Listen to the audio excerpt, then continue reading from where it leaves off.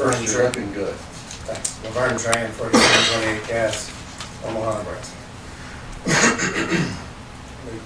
They took some of my stuff. It's terrible. The geologic survey was brought up at the NRC meeting by, I believe, Mike Ryan. Was asked how it went, and the response from the utility was, it went great, there was no problems. And that we got a second one and asked why you got a second one, got a second one, second opinion, we just wanted to be sure, I believe is the exact language. And then the NRC in that moment then corrected the utility and said that the first survey, the scope wasn't wide enough, was the exact language that the NRC representative said. And that's why you got a second report on your geologic survey. And the geologic survey is really important because you know you're a liquefier underneath the plant, and it's really, really important part of this process. So I just want to notify you that difference is there. The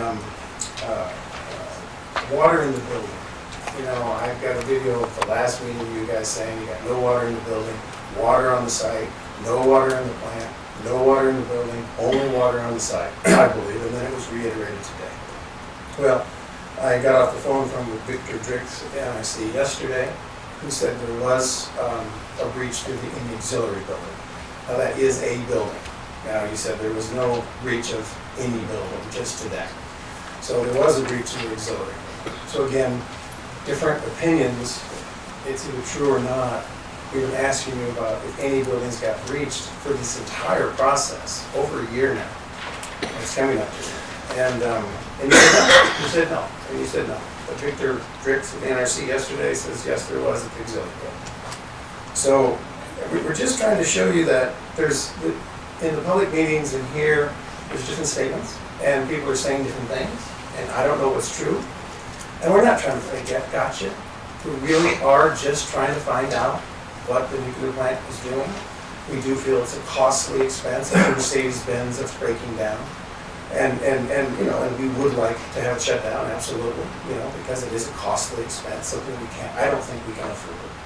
So but we want the truth of the matter. And as you continue to misrepresent, we'll be documented, as you see. And we'll continue to gather that as we go through the process. And we'll continue to present it to you and to the NRC and to whoever will listen. So I'm really highly concerned about these discrepancies, and we have more. We just don't only have 3 minutes.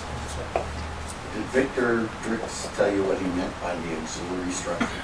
So the auxiliary building. Greenhouse? That's what he said.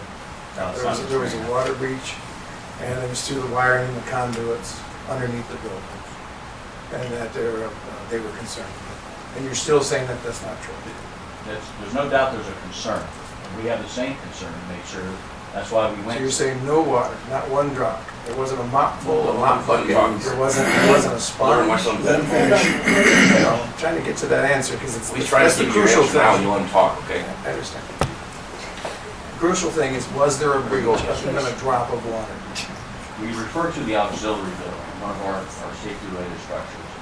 I'm not aware, and I was at the plant every day, and I walk these systems down, walk these buildings down.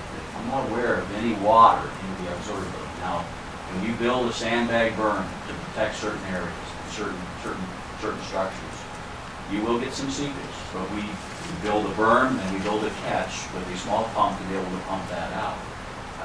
We don't. You could refer to. There was somebody referred to the entire basement of the turbine building being flooded. Now, I'm down there every single day, walking around, and it was dry. Well, according to the federal regulator, as of yesterday, we had a breach in the auxiliary building.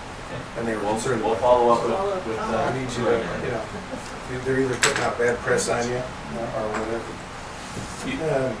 Anyway, and then I did want to get to the customer satisfaction. I only got 3 minutes here, and what these guys were saying about corporate citizenship.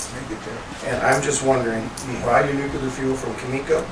Cameco owns the Crow Butte mine here in Nebraska, and they are under litigation for poisoning the rivers in Nebraska. And I'm just wondering if that's good corporate citizenship in Nebraska, to be working with a supplier that you know is poisoning the rivers, or maybe you don't know, it's still under litigation. A company that's under litigation for over 10 years now. So I would like to have that put in your corporate citizenship model and see if, because you talked about environmental impacts, and the environmental impacts of uranium mining is dramatic, and supplying the company that poisons our rivers with money by buying their products, regardless. I know you don't get it out of that mine, you get it out of the Canadian mine. We've already been informed of that, but that's the same company. So who cares? I mean, you know, the guy's a bad guy. You're gonna do business with him anyway. He's polluting your hometown, but we buy our uranium over here from somewhere else. It's just a shell game, you know. So corporate citizenship means environmental safety here in the state of Nebraska with corporations that you're currently supplying money to and working with. So I'm concerned about that. And that's it. I just wanted to notify you of these concerns that you're having.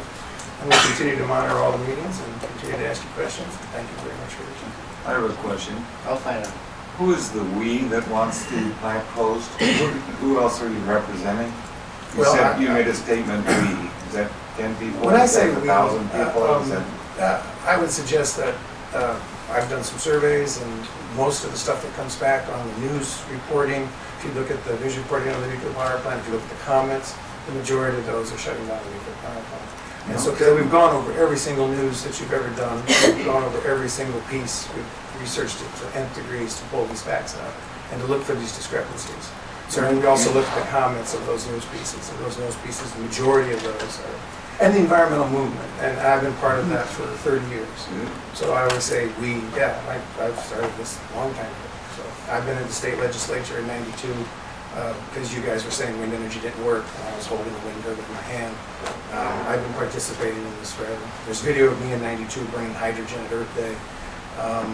So yeah, I'm an environmental activist ultimately, and so I'm always going to be here regardless of what else I'm doing in my life. So there's that.